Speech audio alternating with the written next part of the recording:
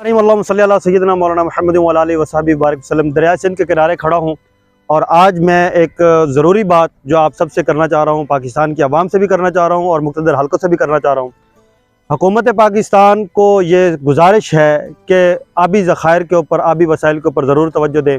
6 दिन पहले, एक हफ़्ता पहले सैलाब से जितने मुतासरीन हुए, अगर हमारे पास इस पानी को रिज़र्व करने के लिए डैम बने होते, कोई मनसूबा बंदी की होती, तो वो ना सैलाब आते और पानी हमारे पास वाफर मिकदार में होता।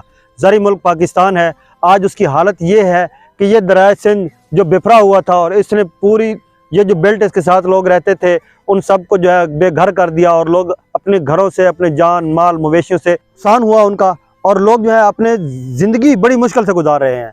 आज मैं आपको दिखाना चाह रहा हूँ बेसिकली वो दरिया सिंध है। अगर कैमरा आपको दिखा सके तो वो दरमियान में सारी जगह आपको नज़र आ रही है जो खुश्क हो चुकी है।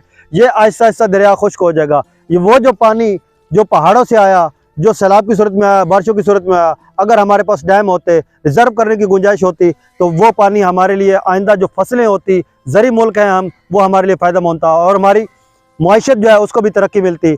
मेरी ये तमाम हल्का गुजारिश है आबी वसाइल वालों से, हुकूमत वालों से और प्लानिंग करने वालों से कि खुदारा इस बड़े इम्पोर्टेंट मसले के ऊपर ज़रूर अपनी तवज्जो दें और आबी वसाइल और आबी ज़खायर के ऊपर काम करें। पाकिस्तान को सबसे बड़ी जो किल्लत आने वाली है और दुनिया को जो सबसे बड़ी किल्लत आने वाली है वो तग़य्युरात की वजह से आने वाली है। आपने माहौलियात को ज़रूर जो है मद्देनज़र रखना है और ये जो ग्लोबल वार्मिंग शुरू हो रही है उसकी वजह से दुनिया जो है बड़े से बड़े नुकसान की तरफ जा रही है। आप अवाम भी इसमें अपना किरदार अदा करें, दरख्त लगाएं और आबी वसाइल को ज़रूर जो है वो ज़्यादा से ज़्यादा जो है संभालें और उसको रिज़र्व करें और हुकूमत की सतह पर इसका ज़रूर काम होना चाहिए। अपने मेज़बान को दे इजाज़त। रज़ा खान, अस्सलाम वालेकुम।